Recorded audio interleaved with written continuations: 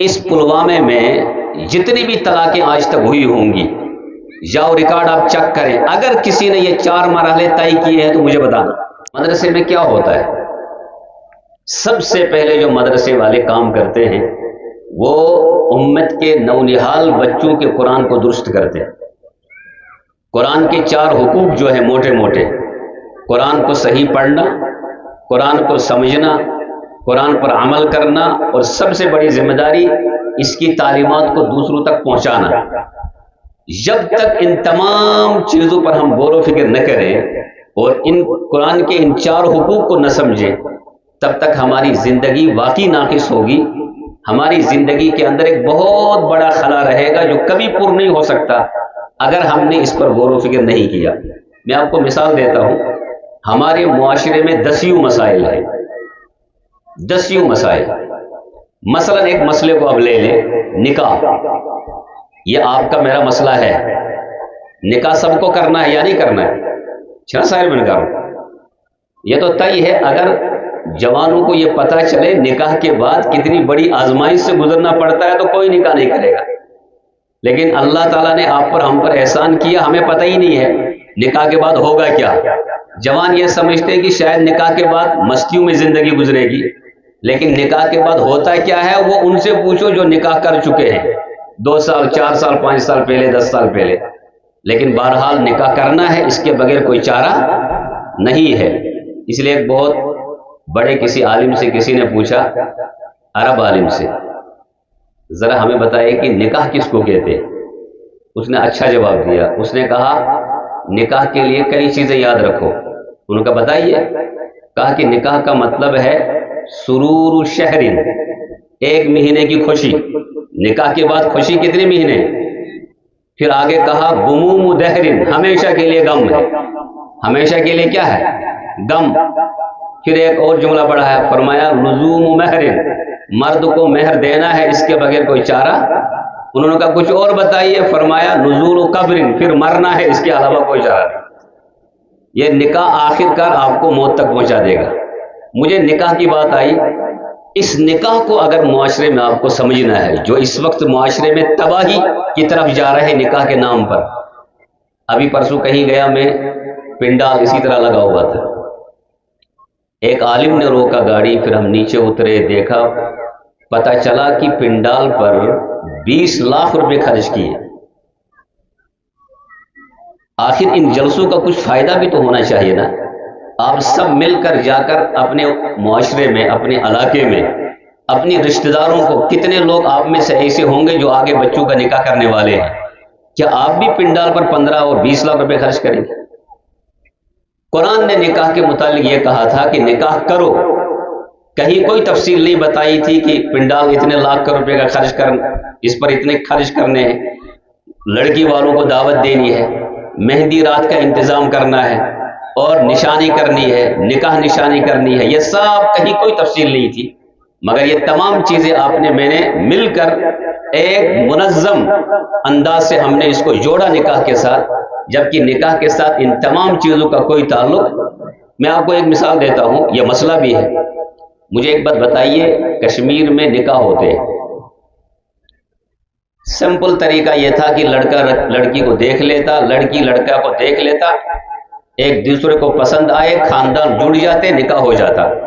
آسان طریقہ یہ ہے، قرآن اور حدیث کی روشنی میں نکاح کرو اور فوراً رخصتی کرو۔ فوراً کیا کرو؟ رخصتی۔ مہر لڑکے کو ادا کرنا ہے، ولیمہ لڑکے کے لیے سنت کے درجے میں ہے، ایجاب و قبول ضروری ہے، گواہ ضروری ہے، مہر تو خود بخود لازم ہو جاتا ہے، آپ طے کرو نہ کرو، وہ تو دینا ہی دینا ہے۔ ان 3 کے علاوہ کون سی چیز نکاح میں لازم ہے؟ سوائے میاں بیوی کے حقوق کے ادا کرنے کے، وہ ایک دوسرے کے حقوق ادا کریں گے، باقی تمام چیزیں کچھ تو مستحبات میں ہیں، کچھ اولا ہیں، کچھ سنت کے درجے میں ہیں۔ نشانی کرنا یہ نہ نکاح میں لازم ہے، نہ سنت ہے، نہ مستحب ہے، یہ آپ کی میری طے کی ہوئی چیز۔ نشانی میں جو 1 لاکھ روپے خرچ ہوتا ہے، آپ اور جو خرچ کرنے والے لوگ ہیں ان کو قیامت کے دن نماز پڑھنے کے باوجود جواب دینا ہوگا کہ یہ خرچہ کیوں کیا تھا آپ نے، کس نے کہا تھا خرچ کرنے کے لیے؟ اب چلو ٹھیک ہے، نکاح ہو گیا، اس کے بعد نشانی ہو گئی، کوشر سن تو تیار رخصتی قدر کی یہ وانا نا بکر نکاح نشن. یہ نکاح نشن مطلب کیا کو نکاح کرنا ہے، رخصتی نہیں کرنی ہے. اب یہ رخصتی کب ہوگی خدا جانے.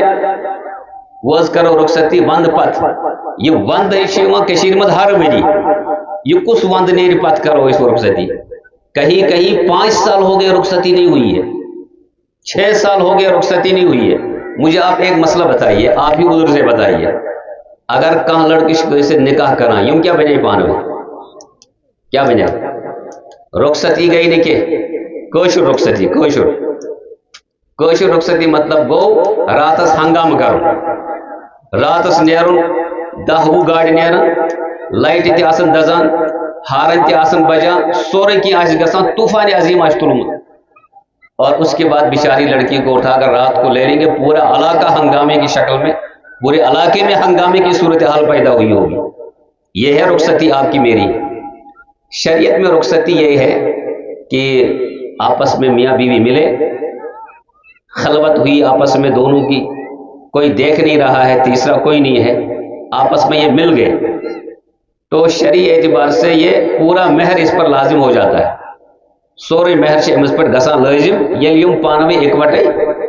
میں ون تو نکاح سے گمت رخصتی گئی نہیں کہ کیا یہ آپس میں مل سکتے نہیں مل سکتے.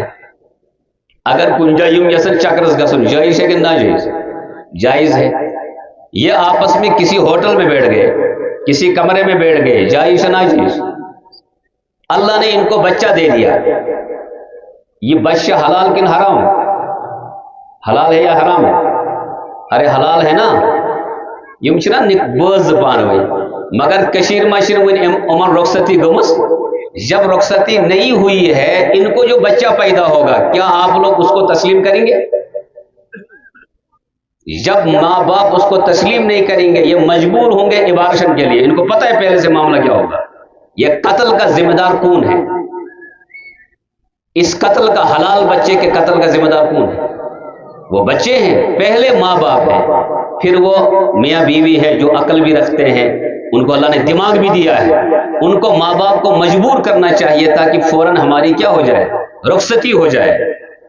بزرگوں یہ نکاح کیا ہے اس کو سمجھنے کے لیے براہ راست قرآن کی طرف آنا پڑے گا. کہاں کی طرف آنا پڑے گا؟ قرآن کہاں پڑھایا جاتا ہے صحیح معنوں میں؟ تو آخر کہاں آنا ہے؟ مدرسوں میں آنا ہے. اور ہم کہتے ہیں مدرسوں میں کیا ہے؟ مدرسوں میں سب کچھ ہے جو کہیں اور نہیں ہے، چاہے یہ 2 ہی کمروں پر مشتمل کیوں نہ ہو. نبی علیہ السلام نے فرمایا، حدیث کی روشنی میں مفہوم ہے کہ جو نکاح لڑکی کے لیے بوجھ نہ بنے، لڑکے کے لیے بوجھ نہ بنے، بہترین نکاح تو وہی ہے. اسی میں برکت ہے، اسی میں کیا ہے. اچھا، ایک دفعہ نبی علیہ السلام کا نکاح ہوا ایک خاتون کے ساتھ. اچھا، یہ نکاح جو ہوا نہ اس وقت آپ مدینہ میں ہے، نہ اس وقت آپ مکہ میں. 20 سفر میں ٹینٹ لگا ہے، اسی میں پتہ چلا، نکاح کا پیغام بھیج دیا، نکاح ہو گیا. یہ نکاح جو ہوا وہ ٹینٹ میں ہوا. کس میں ہوا؟ ٹینٹ میں. نکاح ہونے کے بعد نبی علیہ السلام نے فرمایا رخصتی بھی یہی ہوگی. رخصتی کے لیے مدینہ کا انتظار نہیں کرنا پڑا. فرمایا رخصتی دگشے اچھی گسے، فوراً رخصتی. تیسرا نمبر ہوتا ہے لڑکے کے لیے ولیمہ دینے کا. نبی علیہ السلام نے فرمایا ولیمہ بھی دیں گے یہی ٹینٹ میں. ولیمہ کے لیے جب صحابہ جمع ہو گئے تو نبی علیہ السلام نے فرمایا میں دیکھتا ہوں کہ اندر ٹینٹ میں کوئی ولیمہ ہو کے لیے کوئی کھانے کی چیزیں ہوں گی. پتہ چلا کہ حضور علیہ السلام کے ٹینٹ میں کھانے کی کوئی چیز نہیں ہے. آپ سن رہے ہیں ٹھیک سے؟ کھانے کی کوئی چیز نہیں ہے.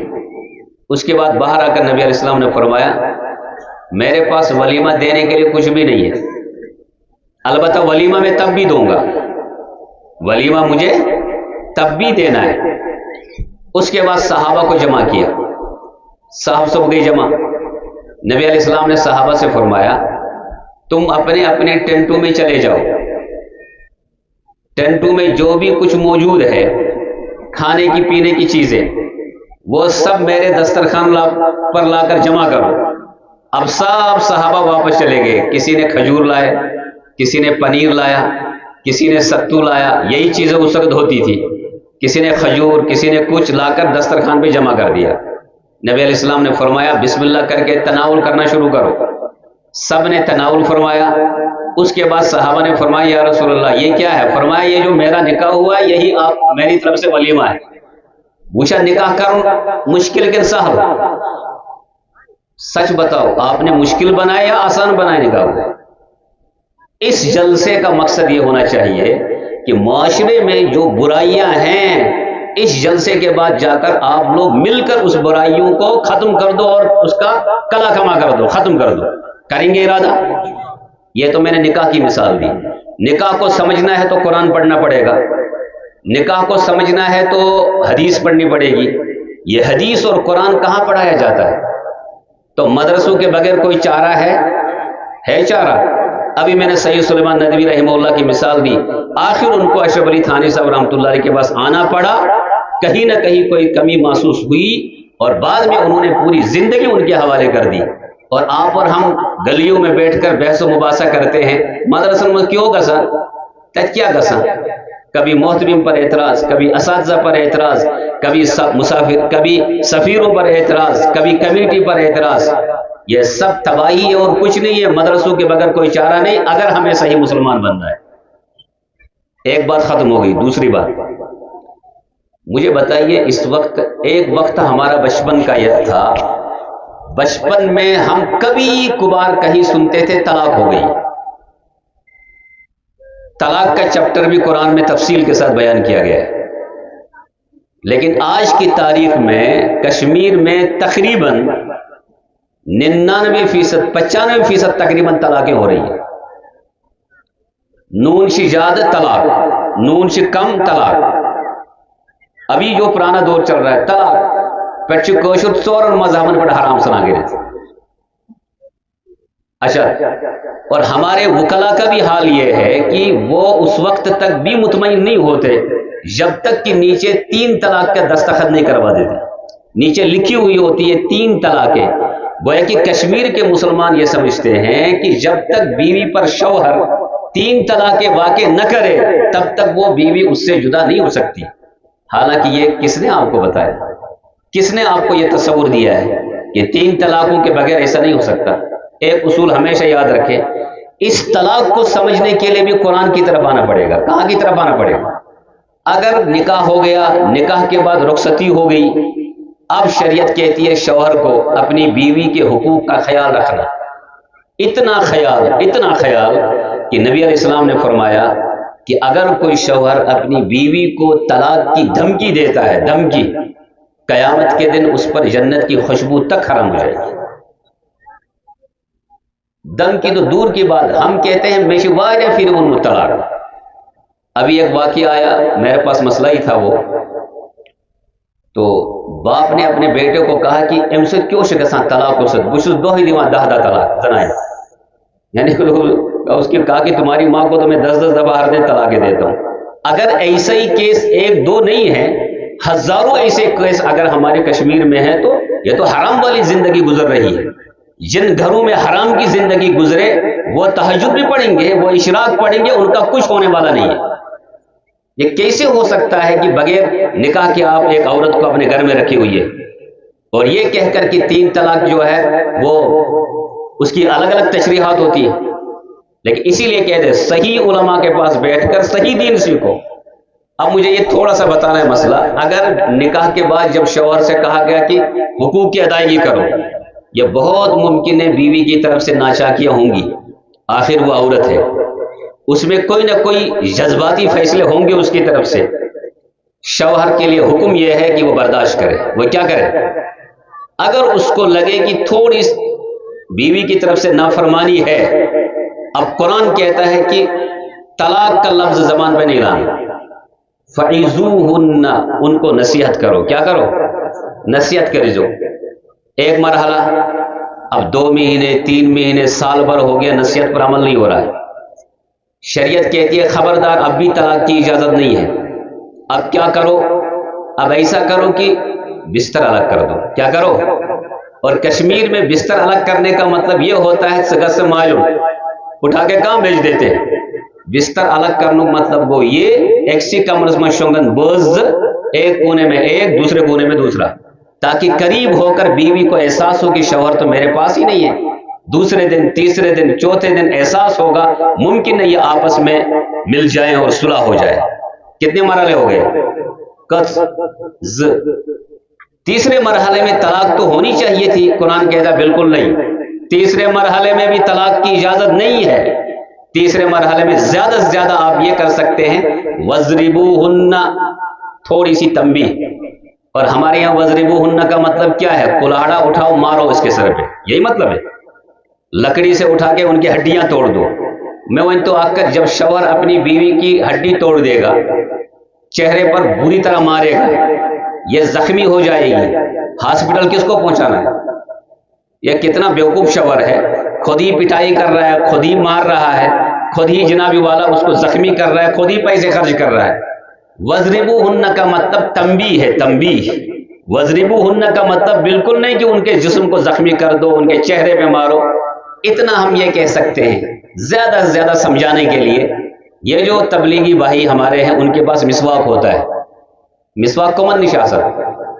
हाँ, कितने अफसोस की बात है, काश कि हम कहते मिसवाक मुसलमानों के पास है, हम कहते तबलीग वालों के पास है। ये एहसान है तबलीग वालों का कि आपको और मुझे समझा रहे हैं मिसवाक। मुसलमानों के पास मिसवाक होना चाहिए, चाहे वो घर में हो, चाहे वो जेब में हो, चाहे कहीं भी हो। हम तो पूरी उम्मीद के साथ ये बात कहते हैं, हर मुसलमान के पास इंशाल्लाह मिसवाक होगा, घर में करनी भी चाहिए। उस मिसवाक से आप बीवी के यहां पर थोड़ा मारा, थोड़ा सा, उसको चोट भी ज्यादा नहीं लगी, लेकिन बीवी औरत बड़ी हसास होती है।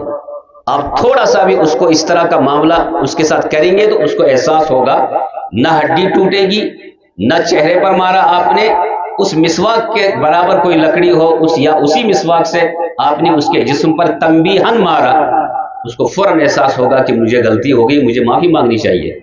हड्डी नहीं तोड़ सकते आप, चेहरे पर नहीं मार सकते आप। शरीयत कहती है वज़रिबूहुन्ना, तंबीह करो, थोड़ी सी तंबीह। अब कितने मरहले हो गए?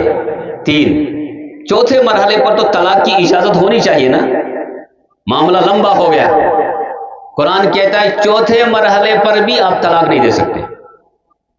आप नसीहत करो, बिस्तर अलग करो, आप थोड़ी सी तंबीह करो। चौथे मरहले पर कुरान ने कहा कि मामला चूंकि बड़ा सख्त है, आगे जाकर कुरान कहता है अब एक काम करो, मर्द की तरफ से किसी मुनसिफ मिजाज को खड़ा करो और औरत की तरफ से किसी मुनसिफ मिजाज को खड़ा करो। मुनसिफ मिजाज मतलब गो यूं गसन मुखलिस हासिल, और इनको थोड़ा मसले की नौयत का पता भी होना चाहिए, शरीयत का भी कुछ पता होना चाहिए। हमारे यहाँ क्या होता है, आप हमारे हजरत मुफ्ती साहब से पूछ सकते हैं, ये अशरक हकम तय करना, हकम अश सिराजुल उलूम व मदरस यल में बासा यमुना सुधरन की पच्चीन पानस पट्टी हमा की पच्चीस कम करना, लड़के से तरफ अगज नफर ताई, लड़की की तरफ से 1-2 ताई, उनको कहते हैं तुम किसी नतीजे पे पहुंचो। मसला चल रहा होता है, लड़ाई का मामला 20 साल से चल रहा है। ये जो हकम 2 हैं बेचारे, ये 1 घंटे के बाद आकर कहते यमुनज माना, ओ खुदा के बंदो 1 घंटे में कौन सा मसला हल होगा? 20 साल की लड़ाई है, 1-2 महीने करो इनको नसीहत, सुलह की कोशिश करो। कुरान कहता है हकम मिन अहलिही व हकम मिन अहलिहा, ये मुनसिफ मिजाज के 2 लोग आपस में मिलेंगे, मीटिंगें करते रहेंगे, मशवरे देते रहेंगे, शौहर की तारीफ बीवी के सामने, बीवी की तारीफ शौहर के सामने, इधर उधर करके सुलह की कोशिश करेंगे। लेकिन पता चला साल भर हो गया, 2 साल भी हो गए, सुलह ही नहीं हो रही है।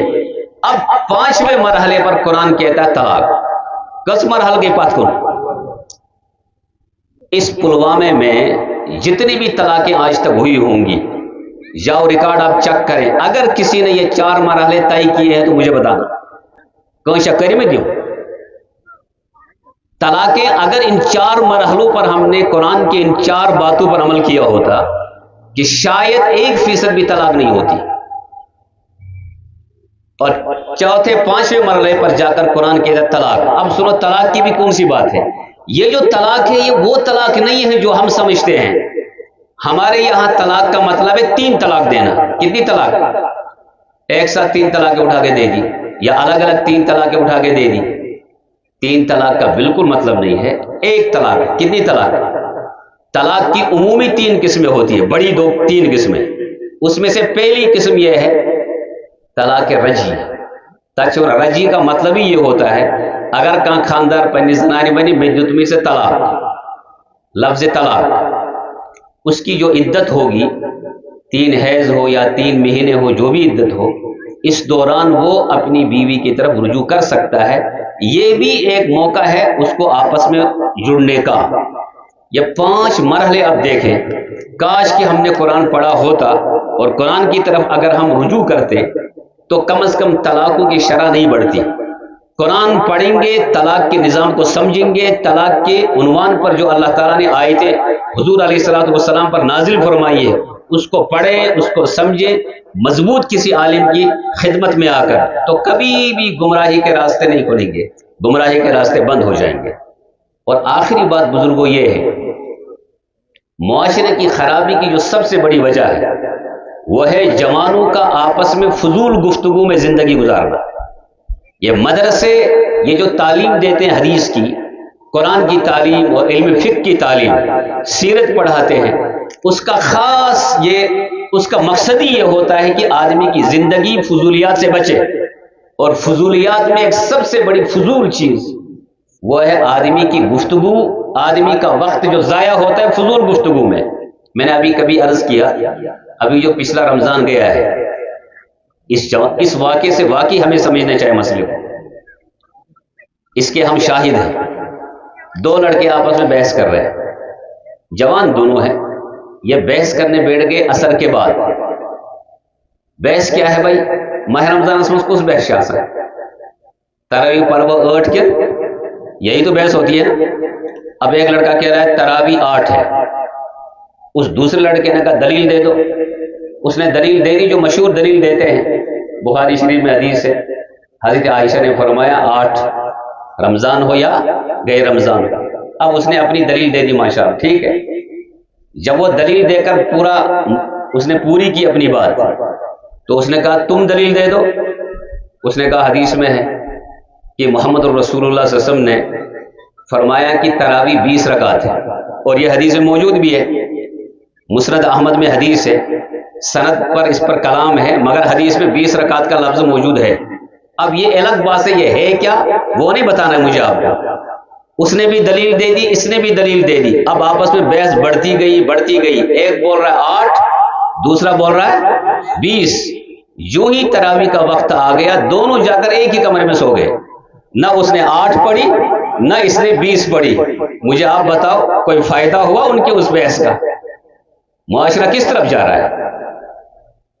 اگر یہ 2 لڑکے جوان جو 20 اور 8 کے سمجھنے پر قدرت نہیں رکھتے تھے، کاش کہ یہ 2 نوجوان مدرسہ آتے، کسی عالم کی اس میں خدمت میں آ جاتے، تو اتنی بڑی غلطی اور اتنی بڑی گمراہی کی طرف نہیں جا سکتے تھے۔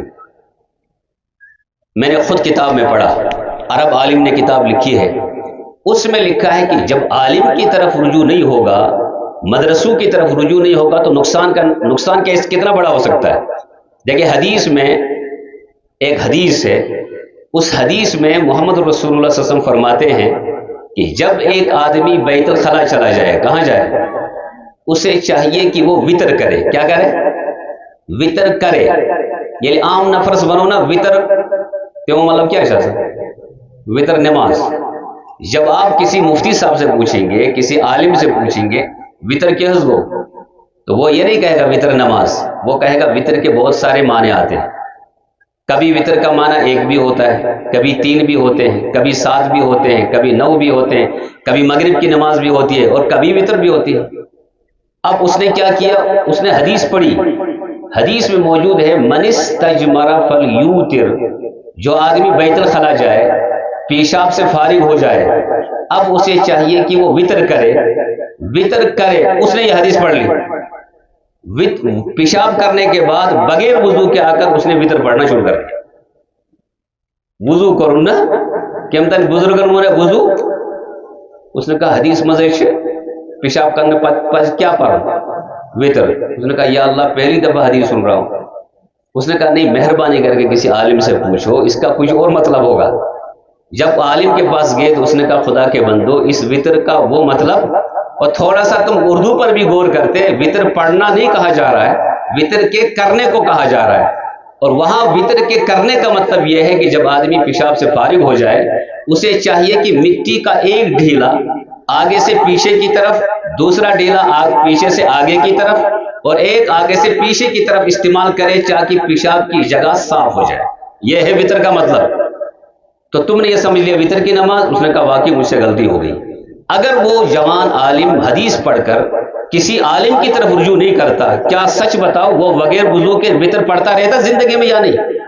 عالم نے اس کے اشکال کو دور کیا، اور یہ عالم آپ کو مدرسوں میں ملیں گے، مضبوط ترین شارح، مضبوط اور مستند علماء، صحیح معنوں میں دین کی ترجمانی کرنے والے لوگ اگر آپ کو کہیں ملیں گے تو مدرسوں میں مل سکتے ہیں۔ اس لیے ہم ان تین باتوں میں غور کریں گے۔ فضول کوئی گفتگو نہیں زندگی میں، بلکہ وہ گفتگو بھی ناجائز درجے میں ہے جو گفتگو جائز تو ہے مگر اس کا عوام کے اعتبار سے کوئی فائدہ نہیں۔ اس لیے قرآن نے کہا کہ جب تم دعوت کا کام کرو تین چیزوں کا خیال رکھنا۔ کیا؟ کہ تم نمبر ایک حکمت کا خیال رکھنا، اپنی بات کو واضح کر کے بتاؤ، حکمت، اور نمبر دو بتایا موعظہ حسنہ، جو ہمارے بزرگ علماء کرتے رہتے ہیں، ہم لوگوں کو بتاتے ہیں، جس سے آپ کو دینی فائدہ ہوگا، آخرت کا فائدہ ہوگا۔ اور کبھی ضرورت پڑتی ہے تیسرے درجے کے بھی، کیونکہ لوگوں کی کیٹیگریاں بھی الگ الگ ہیں۔ کچھ لوگ مواعظ حسنہ سے کام چلا لیتے ہیں، کچھ لوگوں کو حکمت کی ضرورت ہوتی ہے، اور کچھ لوگوں کو وجادلہم باللتی ہی احسن، کچھ لوگوں کو دلیل کی بھی ضرورت ہوتی ہے۔ آج کی تاریخ میں کمیونسٹ دنیا میں بے شمار سینکڑوں کے درجے میں ہیں، ان کے لیے دلائل کی ضرورت ہوتی ہے۔ کچھ لوگ بہت سارے مسائل میں مطمئن ہی نہیں ہوتے جب تک دلیل نہ ہو، ان کے لیے علماء کے پاس جا کر دلیل مانگنی ہوتی ہے، اس لیے دلائل کی بھی ضرورت ہوتی ہے۔ یہ دلائل بھی آپ کو کہاں ملیں گی؟ علماء کے پاس۔ آپ کو علماء کے پاس ہی دلیل ملے گی۔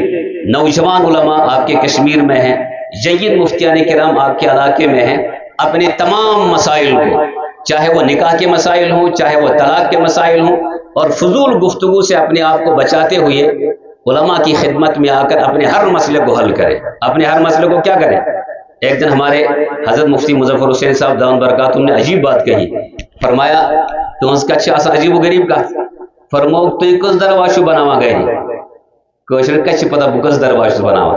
مفتی صاحب نے ادھر سے ہی کہا کوشر سے سونش حفاظت خطر 5 دروازے بناوا۔ کس؟ سونے کی حفاظت کے لیے کتنے دروازے بناتے ہیں؟ نمبر 1 گیٹک دروازہ، پچ کم مکانک دروازہ، یا پھر لابی شاسن، تم پت گو کمرک دروازہ، پیٹ کے دویمس پورس کس دروازہ گئے؟ اس کے بعد اس کمرے میں لاکر ہے، اس کا دروازہ کس گئے؟ اس کے بعد اس لاکر کے اندر وہ چھوٹی سی سیف ہوتی ہے جس میں سونا ہوتا ہے، کتنے دروازے ہو گئے؟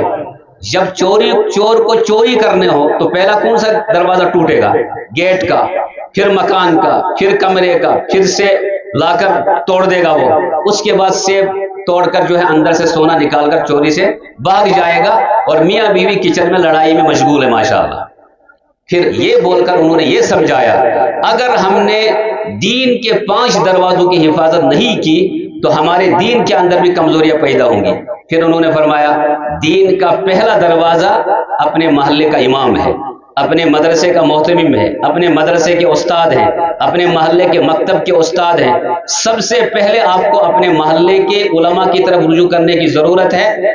جب وہاں سے مسئلہ حل نہیں ہوگا وہ عالم خود ہی بڑے عالم کی طرف رجوع کرے گا، وہ دوسرا دروازہ ہے، اور بڑے عالم کے بعد اپنے علاقے کے ولی کا دامن تھامیں گے، ان کی طرف جائیں گے، وہ تیسرا دروازہ ہے۔ اور چوتھا دروازہ فرمایا صحابہ کرام کا۔ آج کا مطالعہ ہمارا غلط ہو گیا ہے، ایسا مطالعہ حدیث کا بھی، سیرت کا بھی، تاریخ کا بھی اتنا غلط ہو گیا، اب ہم صحابہ پر بھی لان تان کرنے کی کوئی اور محسوس نہیں کرتے، جرأت کے ساتھ لان تان کر دیتے ہیں۔ یہ اسی وجہ سے ہے کہ ہم مدرسوں سے کٹ گئے، علماء سے کٹ گئے، اور 5واں دروازہ ہے خود محمد رسول اللہ۔ اگر ہم اپنے عالم کا احترام کریں گے، ولی کا احترام کر سکتے ہیں، ولی کا احترام کریں گے تو صحابہ کا احترام کریں گے، صحابہ کا احترام ہوگا تو محمد رسول اللہ کا احترام ہوگا، خود بخود اللہ کی ذات ہمیں سمجھ میں آ جائے گی۔ یہی لوگ ہیں جو آپ کو اور مجھے اللہ کی ذات تک پہنچا سکتے ہیں۔ کریں گے انشاءاللہ عمل۔